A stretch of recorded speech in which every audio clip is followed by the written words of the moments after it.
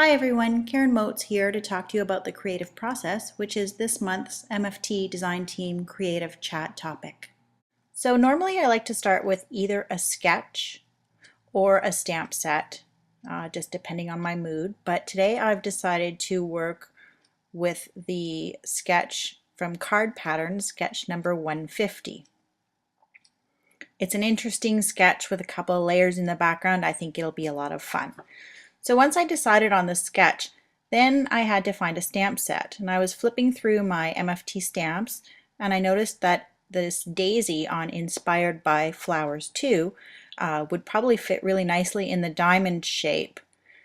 I envision it sort of straight up and down, and the petals are going to fit nicely in the corners of the diamond. So then the card starts to sort of come alive in my mind, and I see the lines in the background as a fence. So I think I'm going to use the wood grain fence dynamics. We'll just hope it works out the way my mind sees it. So now that I have my sketch and my stamp set, I needed to find pattern paper to work with. I went through my pads of 6x6 designer paper. I love working with this size of paper. The patterns are scaled down perfectly for cards. And I decided on the My Mind's Eye Lost and Found 2 Sunshine 6x6 cardstock pack. I think the blues and yellows are going to work really nicely with the daisy image. So I stamped the daisy with Memento Tuxedo Black onto craft cardstock, and I wanted to color it with pencils in order to make the flower white again. I had this idea in my mind, rather than stamping it on white cardstock and coloring around it to make the petals stand out, I decided to use my colored pencils to color the entire flower on the craft cardstock. Then I cut out a square of dark brown cardstock to layer behind it, which I think really helps the image pop. Next, it was time to choose the patterned paper, so I flipped through the 6x6 paper pack and decided on this blue polka dot piece for the background. I find sometimes this is the hardest part, and it seems to take me the longest is deciding on which of the pattern papers to use. So as I mentioned earlier, I'm using the wood grain fence because the lines on that part of the sketch really remind me of a fence, and I've cut it out of whipped cream cardstock.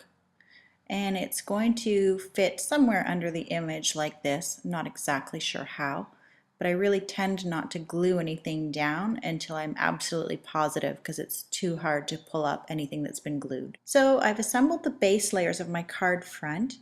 I added a little strip of yellow patterned paper along the bottom, and then I did some zigzag stitching all around the edge, and I added the wood grain fence on top of that. I also did some stitching along the edge of the image panel, just a straight stitch though. I like to sort of mix it up a little bit with this stitching. So the panel is going to be placed somewhere like this. And now what I have in my mind is using some cappuccino twine and wrapping it under the image panel and then tying it with a bow. But I do like to play around with the embellishments even before I glue those down, same as the base layers and different layers when I'm making a card. I want to add a sentiment, and Inspired by Flowers 2 comes with this wonderful wishing you happiness sentiment. So I used the narrow banner from the First Place Award ribbon Dynamics and cut out a piece of vellum. Then I stamped the sentiment with black StazOn ink. And my intention is to place it over the main image so that it's actually not covering the flower, but you can still see the leaves and the stem through the vellum. When I was playing around with placement of the banner, you'll see that it's not a banner anymore. I've turned it into a wrapped sentiment because the little banner ends didn't seem to work with the bow, and I like the bow on the twine, so I secured them in the back instead. And then I added some Jody boosters in order to give the focal image a little bit of dimension.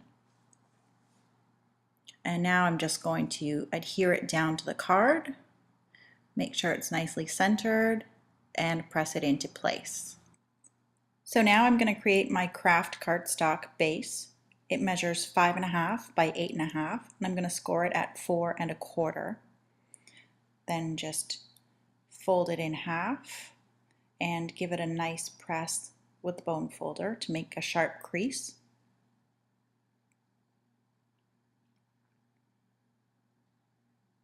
Looks like it's going to be a good fit. And now I'll apply adhesive to the card base with my ATG gun. Yes, I do use a lot of adhesive, but I think that cards are handled and I don't want mine falling apart on me, so I keep the adhesive companies in business.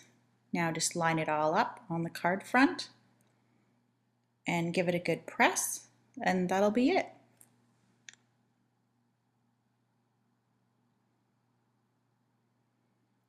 There's the finished card.